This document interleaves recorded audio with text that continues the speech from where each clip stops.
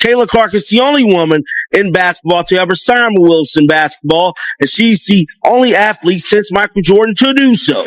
If we're comparing a Caitlin Clark signature shoe release to anybody not named Michael Jordan, anybody not named LeBron James, you're being extremely basketball fan. Strap in, because what just went down could literally rattle Nike to its foundation.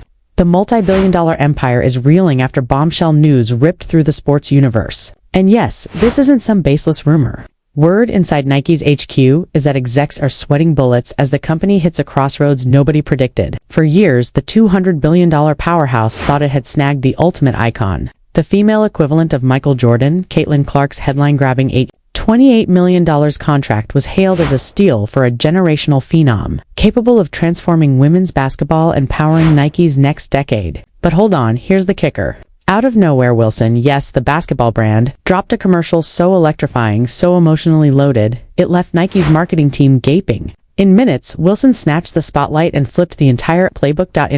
The game. You strip away the noise and the bright lights, it's just the game you loved as a kid. And now, things get absolutely insane. Wilson didn't bother with shoes to make waves. They went straight for the basketballs. And shockingly, it might just rewrite the rules of sports marketing entirely. Check out Nike's mess to see why this is catastrophic. Since 2021, the company has hemorrhaged over $100 billion in value, with stock and public trust nosediving for 3 straight years. Furious investors demanded a shakeup, forcing the CEO to resign. Even after Adidas dumped Yeezy, while Adidas recovered, Nike kept tripping.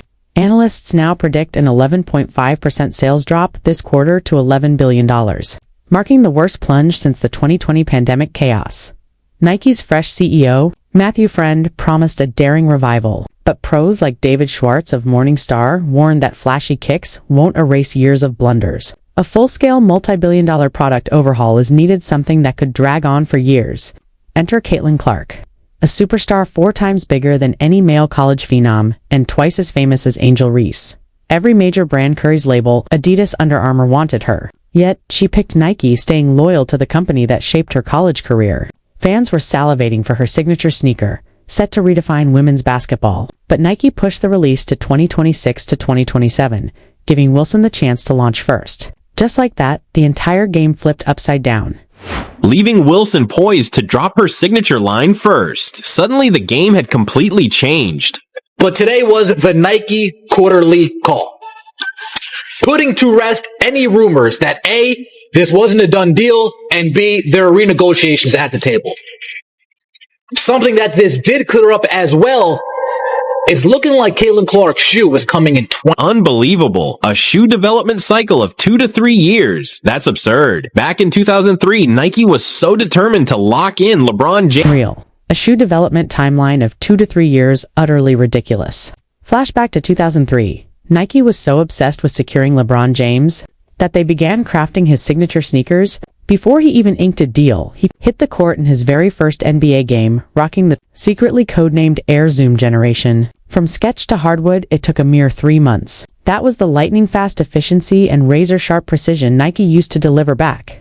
Then a Caitlin Clark signature shoe release to anybody not named Michael Jordan, anybody not named LeBron James, you're being extremely disingenuous. Extremely disingenuous. We can't compare abnormality to normal behaviors. We can't compare the extreme case, the rarest of the rare case, to an average Joe Schmo walking down the street singing do I did it dum diddy do.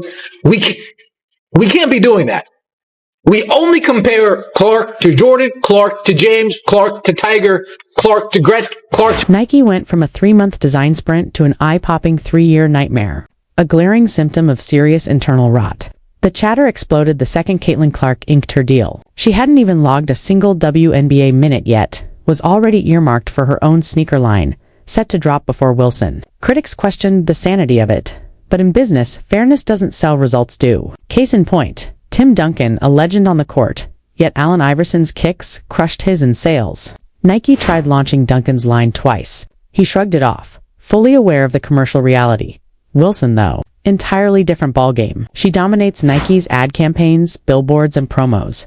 Yet her blunt takes on privilege and white athletes light up headlines. Unstoppable talent, but her words are as viral as her on-court heroics. In a recent interview, she even implied Paige Buehr's success is linked to privilege, stoking the fires of debate even further. It reminds me a lot of you. Like, it's not really about me. She knows how her privilege has gotten her to that point, and also, like, she's good at that. Like, she understands her privilege and like, pushes her over the top in a sense. Then came a jaw-dropping twist nobody saw coming. Caitlin Clark was shockingly left off the USA Olympic roster. Officially, she hadn't earned it yet, but history paints a far messier picture. Christian Lettner had 0 NBA minutes when he joined the 1992 Dream Team. Diana Taurasi entered the 2004 squad with stats eerily similar to Clark's, and yet, 2 decades later, Clark was snubbed. Her reply on the court? Loud and clear, she dominated the WNBA like few rookies ever have, topping almost every stat category, finishing 4th in MVP voting, earning first-team All-WNBA honors and smashing ratings records. Over 1 million viewers per game, triple the league norm.